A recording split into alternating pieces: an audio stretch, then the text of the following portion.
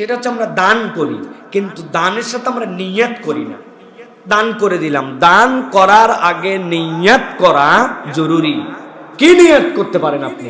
দান করার সাথে আপনি আপনার কামনায় আল্লাহ আমাকে যেন এই দানের উত্তম জাযা খায়ের দান করেন, এই দানের দ্বারা আমার যেন বালা মুসিবত দূর করেন, আল্লাহ এই দান যেন আপনি আমার পক্ষ থেকে যেটা দিচ্ছি এটা যেন নষ্ট করে দিয়েন না, আল্লাহ আপনি আমার ভয় দূর করে দেন, আল্লাহ আপনি আমার দুশ্চিন্তা দূর করে দেন, আল্লাহ আপনি এই দানকে উত্তম দান হিসাবে কবুল করে নেন। আপনার মনের যে কামনা, এই কামনাগুলি দান করার আগে আপনার নিয়ত করা, এটা অনেক গুরুত্বপূর্ণ। নিয়ত স্বয়ং একটা ইবাদত।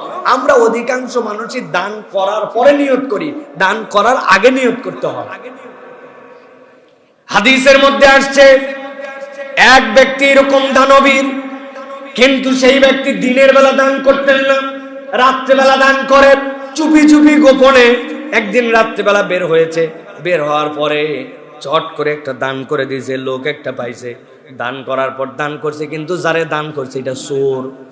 পরের দিন সকালে মানুষজন জানাজানি করছে আমাদের এলাকার একটা চোর, সে গত রাত্রে কঠিন এক দান পাইছে। পাওয়ার পরে তার তো বিরাট কারবার হয়ে গেছে, চোরের কাছে ভুল করে কে যেন দান করছে।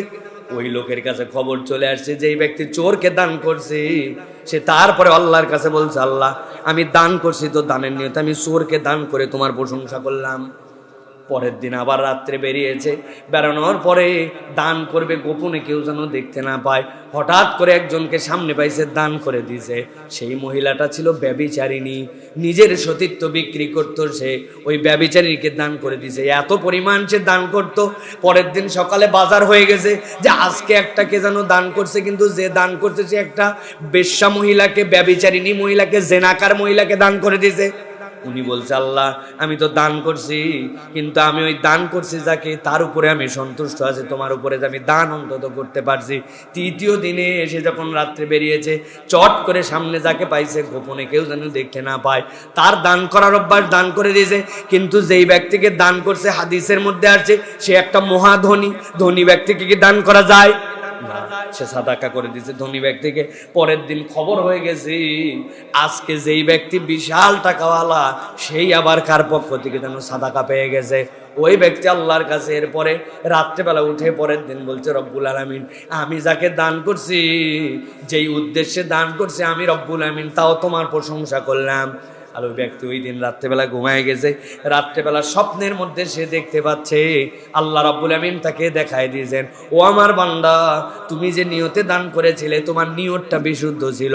দান যদিও বিভিন্ন জায়গায় গেছে, কিন্তু আল্লাহ রাব্বুল আমিন তোমার ওই নিয়তের কারণে কি বারাকা দিয়েছেন জানো? প্রথম রাত্রে যে চোরকে দান করেছিলে, এই দান পাওয়ার পরে তার যে গরিবী হালত ছিল, হালত দূর হয়ে গেছে। ও বুঝছে যা সম্পদ পাইছে আর চুরি করবো না। আল্লাহ রাব্বুল আমিন তাকে চোর থেকে ভালো মানুষ বানায় দিয়েছে। যেই ব্যভিচারিণী অর্থের জন্য নিজের জেনা করত, ও এমন পরিমাণ দান পাইছে, সে চিন্তা করছে না এখন আমি একটা করে কর্মে খাওয়ার অবস্থান হয়ে গেছে, আমি আর কখনো এরকম করব না।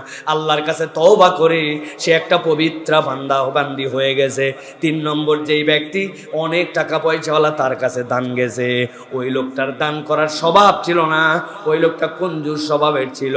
আল্লাহ রাব্বুল আমিন ওই বান্দাকে জানাচ্ছেন, তোমার দান পাওয়ার পরে তার টনক নড়ে গেছে। আহারে, এত টাকা পয়সা থাকার পরেও, সামনে পাওয়ার পরে এক ব্যক্তি যদি আমাকে দিয়ে দিতে পারে, তাহলে আল্লাহর দেওয়া সম্পদ আমি কেন কুক্ষিগত করে রাখি?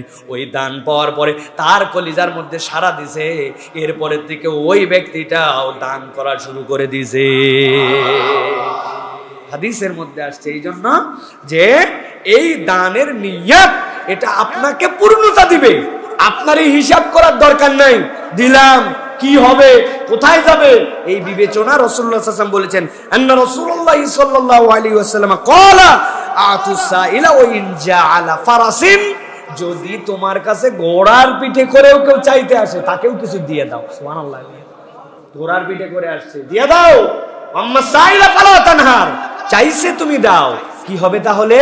যেই রব উপর থেকে দিতে পারেন, ওই রব তোমার এই ছোট্ট ছোট্ট দানে তোমাকে থোকা থোকা করে দিবেন। সুবহানাল্লাহ।